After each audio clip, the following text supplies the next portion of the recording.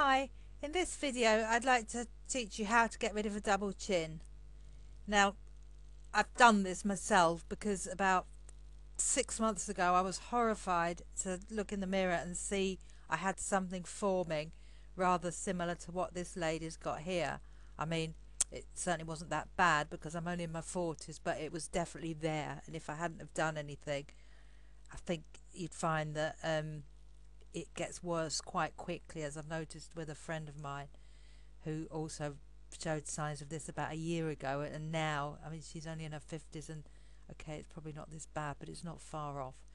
So I'm just going to show you a way that you can get rid of a double chin in 30 days at whatever stage you're at. This works, but you've just got to do it. I don't think every day is necessary.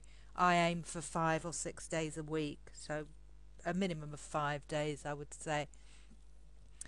So firstly, this is from the book Facelifting by Exercise by Santa Maria Ronget. This book was published in the 1960s, and as you can see, the photographs are quite old-fashioned, but never mind, because the exercises work. And what you have to do is lift your chin slightly forward. I will zoom in here so you can read this for yourselves. I'll leave it on this page so you've got plenty of time to read. Just make sure when you're pressing that you can feel the burn, and leave it as long as you possibly can while you can feel the muscle burn, and then slowly release. So I'll let you read that.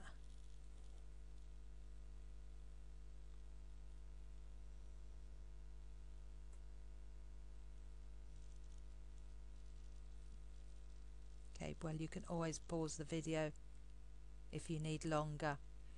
Now, on top of this, there's something else that I do. This alone will help improve the appearance of a double chin, but it won't probably get rid of it.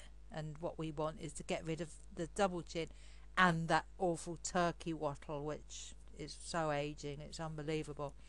So you do this exercise 5 times a week, and in addition, I want you to do the thing I'm about to explain now.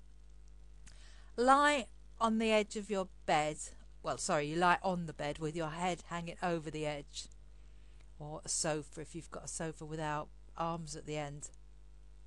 Let your head hang down, and then slowly, gradually lift your head up until it's almost touching, your chin's almost touching your chest.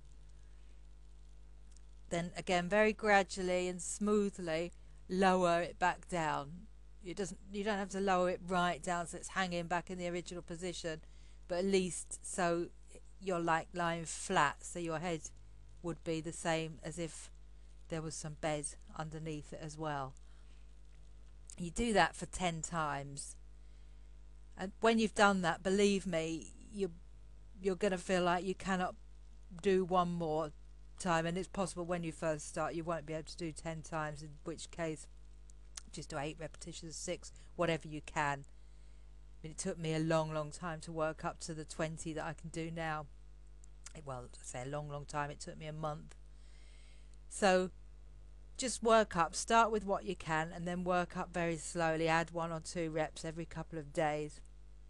So once you've done your 10 reps, stop with your head in a natural position, as though you also have bed underneath your head, and then slowly turn your head to the left to look over your left shoulder, and repeat to the right, and then again to the left, and then again to the right.